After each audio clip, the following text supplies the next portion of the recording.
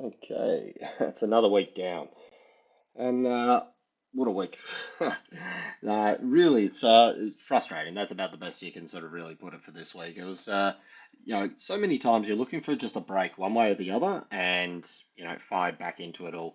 I mean, realistically, if you're looking like, I'll start off with Aussie here because this is the main one that we trade. But look, it's about these are the wicks from NFP from Friday ago. Obviously, this white pink line here for the sort of new week, but we're looking around a 50-point range for the whole week. Like, yeah, we did sort of get down a little bit lower, sort of when we had that US CPI, and look, it broke down here, came into our daily supports, and then bang, fired back up, back up into that range.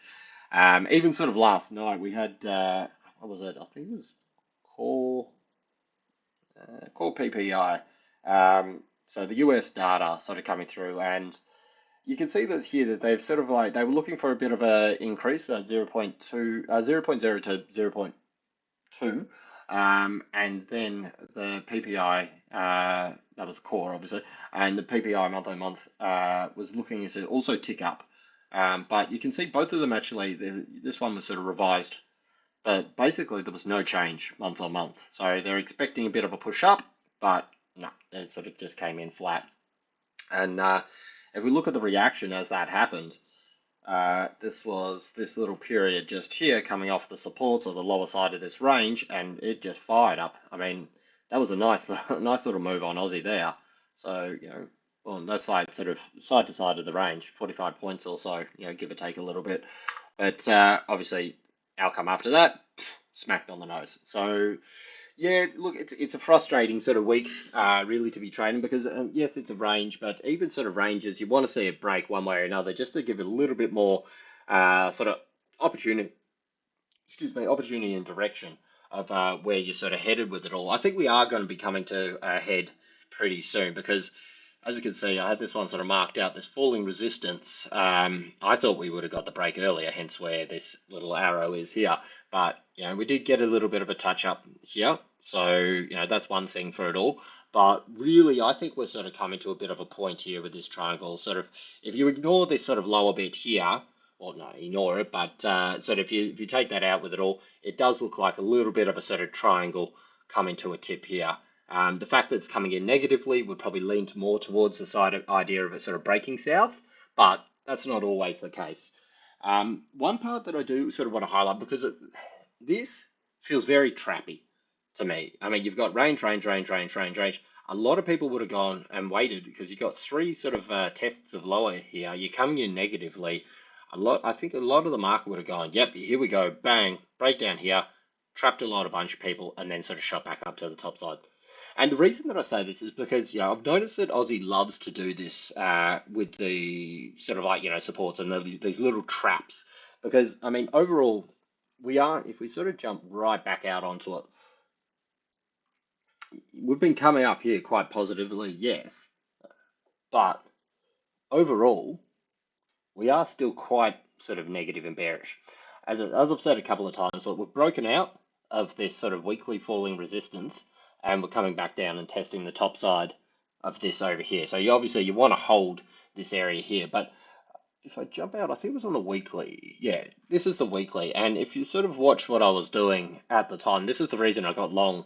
Well, not the only reason, but one of the sort of contributing factors in that. Back when we were sort of around 63 cents, was this whole idea here. And I called it out at the time and said that I feel that this is very trappy. Maybe I'll show better on the monthly, maybe. Nah, weekly highlights are better. I said at the time, look, this feels very trappy. Based on the idea of this previous move over here for the Aussie, where we were coming in very bearish and you got support, test of support, third test, bang, break, close underneath. This would have dragged in a lot of people in the market, and they would have been sort of going, yep, okay, here's a support, support, support, close down underneath, let's pile on. And what did they do? Rip it to the top side. So that would have obviously sort of got a lot of people out, then it's taken out all the wick highs up the top over here, and as you can see. So same sort of thing, and I called this as it was happening. And so Aussie is known for doing these kind of little trappy moves.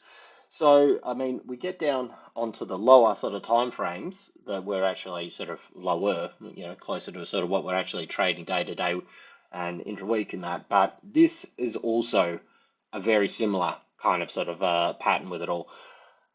Not to sort of say that it can't come back down here and revisit these lows and hit these supports or even possibly come down further here. Certainly, if we take out these wicks, I think we're going to be seeing some more downside in the Aussie. But as it is for this moment, I would have said that you've got support, support, support, close down underneath here. Even this second candle here, where they tried to sort of rally it back in, this could, this would have even dragged in even more because they're like, you've got the people that sort of jump on with a technical break and the close down here, people that come in here and then sort of go, okay, here's the back test, boom. I mean, if you ignore sort of everything, sort of, where's the thing? But here onwards. Like, if you pretend that this part doesn't exist, how do we make it black? No, not that one.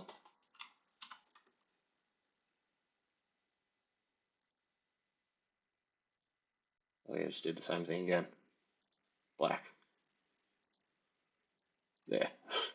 If you sort of ignored this part here, and you saw this break come down here, you would be like, well, here's a back test, here's a bearish close afterwards. We're definitely going down further. But what do people do then? They sort of all pile in short, and what does Aussie do? It makes them pay. Oh, going back. Anyway, whatever. It makes them pay, and it squeezes back up into the range. So certainly, I think this week is going to sort of show where the next direction is going to come from. If you have a look at DXY, US dollar is a broad sort of thing. It's very indecisive as well. It's range bound as well. Even last night, it did the same sort of thing. Like, after that sort of US data coming out, the PPI, it looked like it was really going down, and then, bang, fired back up and sort of hung itself in the range. So there's a couple of sort of factors. Like, I've got a long position on Aussie still, based on the fact that, I obviously have been saying the last thing. I think we're going to get a little bit of a rounded bottom up to this top area over here, at least around sort of mid 67s. But there's a couple of things that are coming into play. We've got a little bit of geopolitical stuff sort of happening on the forefront. That's obviously sort of got gold to sort of kick into life a little bit. So I'll get onto gold in a moment. But certainly, if we start to break down below these levels, and certainly if we get under 66.40, I'll be looking to sort of cut some positions because, it's tried to rally up here.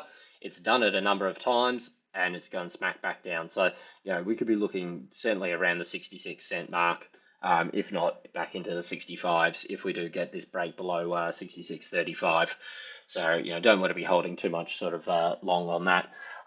One thing that is sort of throwing me, not throwing me off, but is sort of giving me a little bit of sort of optimism for the Aussie is the US tens, and also I'll get onto this the yield spread in a moment as well, because the US, I mean, basically sort of like obviously you want a higher you want higher rates than that, you want a higher return than that, and that's what's going to garner strength for a currency. It doesn't matter what currency it is, and this is why when rates go up, that currency will appreciate 9 out of 10 times, and vice versa if they're sort of going to cut rates. But sort of if you look at the US 10, that's so. I'm sort of getting ahead of myself here, but basically the Aussie isn't being bought up necessarily because it's doing anything good. It's probably more based on US weakness. So people selling the US dollar, so there's probably other pairs that are going to be doing better than the Aussie against the US dollar. But US dollar, so the Aussie is what I trade. So, you've got to work with what you've got. But if you have a look at the US 10 here quickly, that is not looking like it's super strong. If we put it onto the daily here, we're seeing this sort of roll over a little bit. So obviously, so it came through its little sort of falling resistance here. It's pushed through. It's retesting its breakout level. So you know what I mean. It could sort of push back up, but it is looking a little like it's going to roll over on the top over here as well. And if that is the case, and they've said, I saw a thing yesterday where they've, or just this morning actually, where they've sort of upped the market has sort of upped its expectation of the basis point cuts from the Fed this year, which has sort of gone up a few points in expectation. So US dollar, despite sort of it looking like it wants to rally up, it's not sort of really supported by the US 10 at this point. Certainly, could just be a little bit of a sort of swing and a back test here, and then it could sort of spring back into life. There was something about some guy that put a massive bet on sort of rates sort of pushing up over here, and obviously that person be feeling a little bit of a pinch at the moment. But yeah, it's certainly it's not looking like the US dollar is sort of running based off sort of like the rates over here. And as you saw, sorry, DXY is pretty much range bound as well. So I'll flip across to one chart that I do use. So this is the yield spread between the Aussie dollar and the US 10. Aussie dollar. So the US 10-year yield minus the Aussie 10-year yield. And what this is doing is literally just that. So you've got the US 10-year here, and then you've got the Aussie at 4.078. So what this will do is literally subtract one from the other, and that's the difference that you've got between the two of them here. So this is one of the contributing factors of sort of why I sort of got long with Aussie, sort of when we were around 63 cents, because you're seeing that what it shows here, sort of put sort of like very simply, is that, as I said, the strength of a currency will be where the higher yield is, basically. So they use this as an indicator. And this is sort of like, this is the 10-year minus the Aussie 10-year. And if we if we add the Aussie dollar over here onto a new price scale, and then we invert this one, you can see that sort of like as the spread tips to the downside, this line here being the Aussie dollar inverted, the Aussie dollar starts to follow with it. So the yield spread, is a sort of lead indicator of what will happen with the currency most of the time. And as we can see here, sort of US dollar, like because the Aussie dollar is sort of inverted, US dollar strength is when it's moving to the top side. So this was that big run of US dollar coming last year. This is around that sort of October where we started to bottom out on the Aussie. As you can see, we broke through the trend, came back to test the underside, and then bang, we came down here. We had a divergence, which is obviously marked out. This is all on the sort of Twitter, so I was charting this and sort of tweeting it. It's on X. That's right, it's not called Twitter anymore. Whatever, it's always Twitter. It was on Twitter around this period, and I was marking these things out and sort of saying as it came. So what we're sort of seeing here is the potential breakdown of this yield spread, which obviously sort of like closing on the lows here, sort of back to around Christmas. So the lowest only marginally, but certainly if this was range bound here, you are seeing this break through a little bit to the downside, which is sort of showing that if this does continue to push down here, we can expect this to then sort of the Aussie dollar, which is this blue line inverted, to do this as well and follow suit with it. So this is what's sort of making me think that sort of, even though we are sort of range bound, we could be potentially seeing a little bit of a selling off of the US dollar. And while the US dollar sells off, well, Aussie as a pair will appreciate a little bit. I think we really need to, from a fundamental sort of level, reignite the idea that Aussie is still way above its target on CPI. If we start to hear that kind of talk, that means that sort of like, the rate hikes are still on the table, and that's still part of the conversation. So, while you've got US dollar, or the Fed, so talking about sort of rate cuts, the RBA is sort of talking about, okay, how can we sort of tackle inflation a bit more, or maybe one more hike or two more hikes might do it. If we get that kind of talk, then that's obviously what's going to sort of spark a little bit of interest in the Aussie. But certainly as it is at the moment, nobody's buying Aussie because we're doing great things. We had some okay data out this week, But inflation coming down is obviously not something that Aussie dollar bulls sort of want to see. So anyway, that's just a little bit of a background of how I'm sort of viewing the Aussie dollar at the moment. We are sort of seeing it, as I said, more or less just sort of consolidate through this period here. We're very heavily oversold. This is on the daily, very heavily oversold. But again, things can stay oversold for a period, as we saw sort of through here. We were pretty heavy oversold here. We just saw a little bit of a rally up, but then obviously we dropped another 167 points to the next low, and we're still oversold through this whole period here. So just because we're oversold doesn't mean we can't go down further. Particularly, that is a very ugly looking candle sort of on the daily there. So yes. Anyway, that's a bit of a broader sort of idea about sort of how I'm sort of seeing the Aussie at the moment. But I think realistically, till we see a break of this range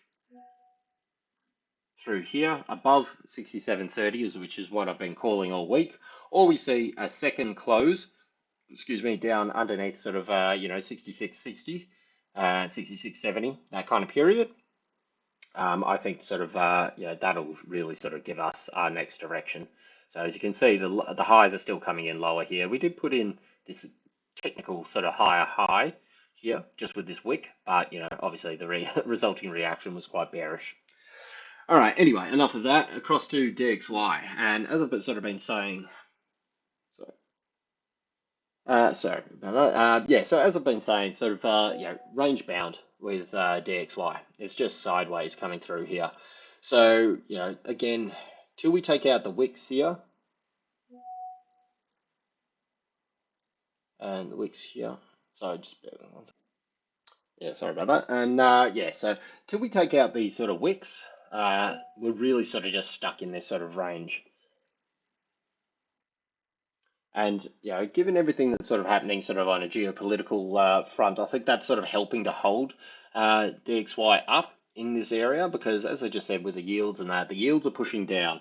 So they're not buying US dollar based on that, unless they're sort of like, they're expecting a bit of a sort of turnaround with it all. But realistically, this is why the week's just been so rubbish. It's just been sideways all the way through. So, I mean, there's not really too much to say. We've got the alert set up the top over here. We've got the where we've got here, breaking down Monday, Saturday lows. Yeah, so we've got the alert set on both sides of this range. Nothing got triggered in that sense sort of throughout the week. We saw obviously a couple of attempts to go up to the top and a couple of attempts to come down to the bottom, but it's very much respecting the chart coming through this middle area here. So it's not really a great deal to sort of report on that because, as I said, sort of like every time it's sort of come down structurally, it's been holding itself very, very much accountable to the levels. So, that's about it for DXY. There's not really too much you can sort of say. Flip on to gold because gold's the one that actually did do something throughout this week. I mentioned a couple of times, actually numerously through the week, how important this 40 level was. And we can see time and time again how strong the rejections and the sell downs were from this area. Obviously, sort of like come through Friday's session, we got that push and we finally got up over that top over there. We took out the wicks. It was funny because I was watching sort of on the IG, which is who I trade through, just the different levels of these sort of things. So you've got to be careful about sort of where you're charting these things and where you're getting your data from, and obviously where you're putting your stops and that as well, because everything had a flick up here with a wick on the what's it called on US CPI. But as you can see, this one came to 45. I trade the $100 USD $100 contracts on IG. But then I've also got some small runners on the $10 contracts. And there was a $5 difference on the two charts, which is quite crazy because if you had your stop sitting there, $5 is in gold terms is a fairly decent move. So you got to be careful where you're sort of putting your stops and how these things actually trade. And it seems a bit dodgy actually to me that they wouldn't be like it's within the same broker, but they're showing different levels. So a little bit odd, but anyway.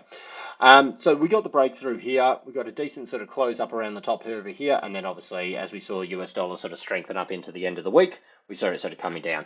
So there's some stuff going on with Yemen. Like I don't know how much this is going to really escalate or sort of weigh into things.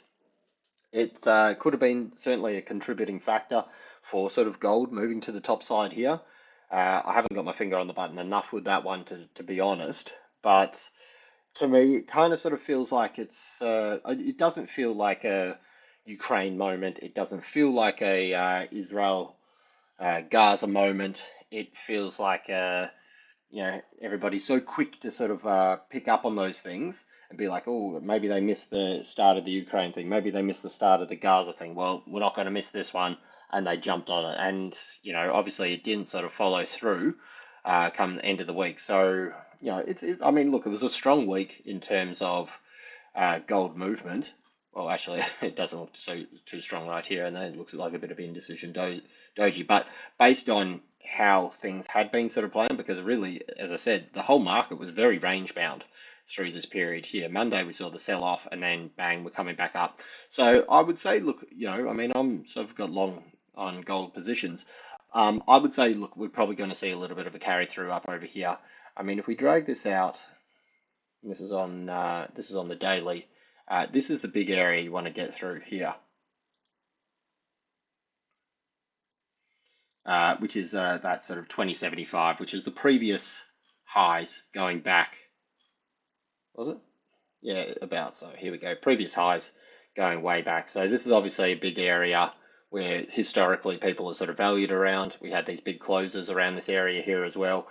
I would say that a test of this area is sort of coming up. Given sort of on the daily, we're oversold, we're tipping up to the top side. We've clearly tried to push down, push down, find resistance, push down, push down, push down. And despite all that, it's sort of hammered and pushed to the top side here. And finished with quite a substantially large sort of daily candle in comparison to how we've sort of seen these things tighten up, tighten up, tighten up, and then explode to the top side here. I would say possibly a little bit of a push down, say early week, but a continued push to the top side. And again, I think this is going to put pressure on the US dollar. I think that sort of like, as I mentioned, these things can run together. I like to call sort of gold a bit sort of risk fluid because 90% of the time it'll run with an inverse relationship to Aussie dollar. Getting ahead of myself. Inverse relationship to DXY and US dollar. But there are times where it just ignores that and it goes, you know what? I don't care if the US dollar is running, I'm going to run as well. And I did highlight this actually. If we get down onto around the CPI period here, this first little period here, as it was happening, I think I sort of called this out as well that, it was really, obviously sort of afterwards it sort of succumbed to it a little bit, but it was ignoring that first push on DXY. DXY at the time was doing this. And only once we got the second push here did sort of gold sort of succumb a little bit.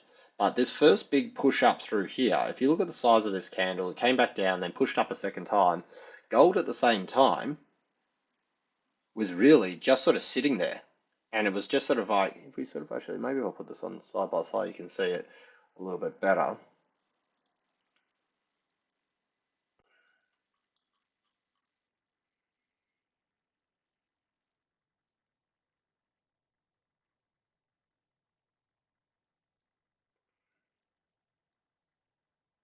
So here we go. They match them out at the same time. But as you can see, this big push up here, we saw it'll show with the dotted lines on for the same time here. This first big spike up and then push down. This is this big sort of solid push to the top side here. It's not represented the same. Then the next one came down, pushed up again. Next one came down, pushed up again. So DXY is pushing right up against its highs. And what did gold do? Gold only came down to sort of 2025. So it was really holding these support areas through here at the same time that DXY was thumping to the top side. In a normal scenario, you would have expected this big massive candle to the downside to come at the same time as this big massive candle to the upside. So it's really that the market was just absorbing gold despite DXY sort of running. Obviously, we saw this second push up here, which is actually quite in comparison, quite a small move. Look at the size of this candle here, this tiny little one, and the size comparison of gold to come down here. So gold loves to do little sort of fake outs and that as well. So obviously once it took out those wicks, it really hammered to the bottom side here. But then as US dollar sold off, where did the money go? It went straight back into gold and ripped it straight back to the top side here. So these are the kind of little things that I look out for when I'm sort of trading with these things, because when you can see that the market is sort of valuing it differently than it normally does, like it has a sort of slightly different sort of relationship to it, that can create some pretty good sort of opportunity. And obviously, sort of, as I said, gold's range bound. Sorry, DXY is range bound. Gold's breaking out. So if we do get a push to the downside of US dollar, which, as I said, sort of like with the US 10 yields, it doesn't look like people are going to continue to be buying that necessarily and giving it strength. Once you've already got the market buying gold, once you sort of add in the people that are selling US dollar to buy gold, that's going to give another push. And this is why I think gold's got a little bit more upside, at least to this 2075 test come this week. I think that sort of DXY will sort of succumb, and I think sort of gold will push to the top side, which is just basically going to put pressure on the US dollar. Anyway, so flipping along, have a little look at copper, because copper failed here, basically. There's no other way to say it. It tried. I was like, yeah, look at this. It's doing its job, came back up, and then bang, slammed down. And this is something that does put pressure on Aussie. So, we're seeing copper break to the downside here. If we could put a little, let's jump onto a 4-hour.